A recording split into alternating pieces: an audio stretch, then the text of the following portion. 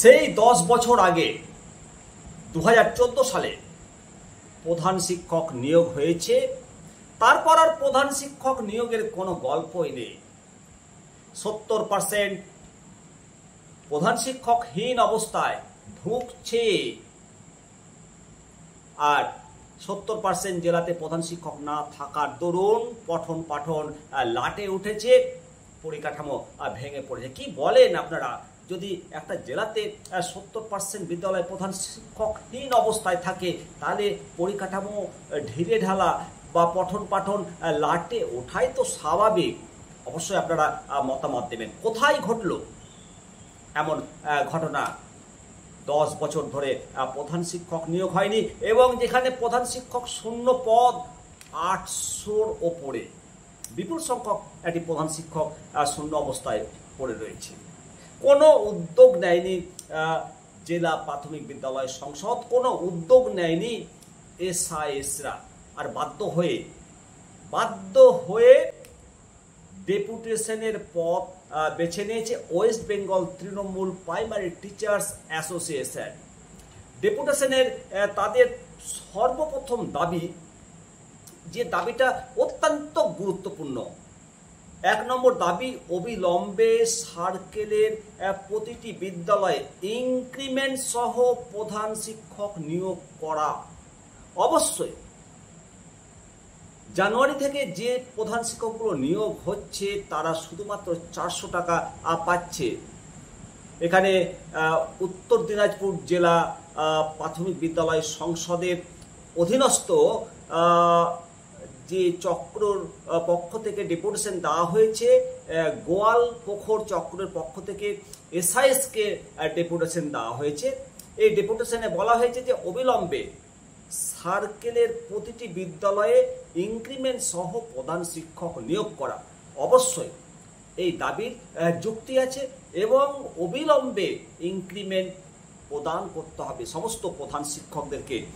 তারপরে দ্বিতীয় নম্বর যে দাবি, 1:3 অনুপাতে প্রধান শিক্ষক প্যানেল তৈরি করে জেলাতে পাঠানো। তৃতীয় নম্বর দাবি, সার্কেলের প্রতিটি শিক্ষক শিক্ষিকাদের ওয়েস্ট বেঙ্গল হেলথ স্কিম চালু করা। অবশ্যই উচিত। এই ওয়েস্ট বেঙ্গল হেলথ স্কিম নিয়ে সমস্ত সংগঠনের দাবি জানিয়েছে। শাসক সংগঠন দাবি জানাচ্ছে, এটা খুবই সাধুবাদ। অবিলম্বে জিপিএফ চালু করা, অনলাইন জিপিএফ চালু করা, ই সার্ভিস বুক চালু করা, জেলার প্রতিটি বিদ্যালয়ে 5ম শ্রেণী চালু করা, প্রাথমিক বিদ্যালয়ের মিড ডে মিল ও শ্রেণীকক্ষের পরিকাঠামোর মান উন্নয়ন করা। অবিলম্বে শিক্ষক শিক্ষিকাগণের অবসরকালীন বয়স 60 থেকে 65 বছর করা। বিগত দিনে যা বাম সরকার কমিয়ে দিয়েছিল, এবং শিক্ষক শিক্ষিকাদের চাকরি সংক্রান্ত সমস্যার সমাধান করা। বিবিধ 10 দফা দাবি পেশ করেছে West Bengal Trinamool primary school teacher association. অবশ্যই এই 10টি দাবি যদি সরকার পূরণ করে, তাহলেই প্রাথমিক বিদ্যালয়গুলো তত্তর করে উঠবে, এবং পশ্চিমবঙ্গ প্রাথমিক শিক্ষার একেবারে উন্নতির চরম শিখরে পৌঁছে যাবে। আর এইভাবে যদি প্রধান শিক্ষক নিয়োগ না করে গয়ঙ্গচ্ছ মনোভাব নিয়ে এসআইএসরা নাকে সর্ষের তেল দিয়ে যদি ঘুমান, বা ডিপিএসসির জন্য কোনো উদ্যোগ নেয় নাই, একবার ভাবুন তো, অন্যান্য জেলাগুলো প্রধান শিক্ষক নিয়োগ করে ফেলেছে, আর কয়েকটা জেলার এখনো ঘুম ভাঙছে না। প্রধান শিক্ষক যদি নিয়োগ না হয়, তাহলে যে শিক্ষকগুলো শিক্ষকতার জীবনেতে প্রমোশন বলতে অন্য কিছু নেই, শুধু প্রধান শিক্ষক হওয়ার একটা স্বপ্ন থাকে, সেই স্বপ্ন অধরা থেকে যাচ্ছে। বহু শিক্ষক প্রধান শিক্ষক না হয়ে রিটায়ারমেন্ট করছে। সিনিয়রিটির ভিত্তিতে প্রধান শিক্ষকের দায়িত্ব তারা পালন করার জন্য আগ্রহী, উদ্গ্রীব। এইভাবে চূড়ান্তভাবে বঞ্চিত করা হচ্ছে। এই বঞ্চনা এই বঞ্চনার মানে দায় কে নেবে? শিক্ষকদের প্রতি এই বঞ্চনা কেন? যেখানে হেড টিচারগুলো ভ্যাকেন্সি হয়েছে, বিভিন্ন জেলাগুলো নিয়োগ করে ফেলেছে, রাজ্য সরকার বলছে নিয়োগ করতে, অথচ নিয়োগ হচ্ছে না। এতে দোষ কার? অবিলম্বে পুজোর আগে নোটিফিকেশন জারি হোক সমস্ত জেলাতে। বিভিন্ন জেলাগুলো মহালয়ার আগে নিয়োগ প্রক্রিয়া সম্পন্ন করতে চাইছে। শিক্ষকরা যে ডেপুটেশন দিয়েছে, সেই ডেপুটেশন একবারে ন্যায্য, যুক্তিসঙ্গত। যিনি এসআই সাহেব আছেন, ওনাকে অনুরোধ করব ডিপিএসসিতে পাঠানো, এবং চেয়ারম্যান সাহেব এদেরকেও বলবো যে গুরুত্ব দিতে হবে শিক্ষার উন্নতির জন্য। এমনিতেই পশ্চিমবঙ্গে শিক্ষা ব্যবস্থা আপনারা সবাই জানেন, বহু চর্চিত বিষয়, নতুন করে কিছু বলার মানে অপেক্ষা রাখে না।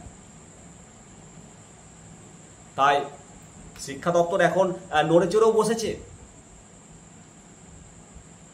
80 যায় মাইনে পায়, এই মনোভাব থেকে সরতে হবে শিক্ষকদের, সরতে হবে এসআইদের, সরতে হবে ডিআইদের, সবাইকে নড়ে চড়ে বসতে হবে। এসআই ডিআইরা এখন দুয়ারে মানে শিক্ষালয়ের পরে, এখন দুয়ারে রেশনের পরে দুয়ারে শিক্ষা দপ্তর। বর্তমানে ভিজিট সংখ্যা বাড়ছে। এমত অবস্থায় প্রধান শিক্ষক নিয়োগের যদি দায়িত্ব, এই দায়িত্ব যদি পালন না করতে পারে, যদি শুধু ফাইল চালাচালি করে, এরকম অভিযোগ এসছে। তাই একবারে স্বচ্ছভাবে সিনিয়রিটি ওয়াইজ, যোগ্যতার ভিত্তিতে সমস্ত কিছু বিতর্কের ঊর্ধ্বে প্রধান শিক্ষক প্যানেল বা কাউন্সিলিং নিয়ে সমস্ত অভিযোগের ঊর্ধ্বে সমস্ত প্রধান শিক্ষককে অ্যাপয়েন্টমেন্ট খুব তাড়াতাড়ি দেখ সমস্ত জেলাগুলো। তাহলে বিদ্যালয়গুলো বাঁচবে। বহু জেলাতে প্রধান শিক্ষকের যা মানে শূন্য পদ ছিল, সেই শূন্য পদ কমে গেল, ছাত্রের অভাবে বিদ্যালয়গুলো উঠে গেল। এর দায় শুধু শিক্ষকদের উপর চাপালে হবে না, সবাই জড়িত। তাই অবিলম্বে শিক্ষা দপ্তর সমস্ত বিদ্যালয়, প্রাথমিক বিদ্যালয়, আপার প্রাইমারি বিদ্যালয়, হায়ার সেকেন্ডারি সমস্ত বিদ্যালয়ে প্রধান শিক্ষক নিয়োগ করে বিদ্যালয়গুলোকে সুষ্ঠুভাবে পরিচালনা করার জন্য ব্যবস্থা গ্রহণ করুক। কারণ প্রধান শিক্ষক ছাড়া বিদ্যালয় অচল।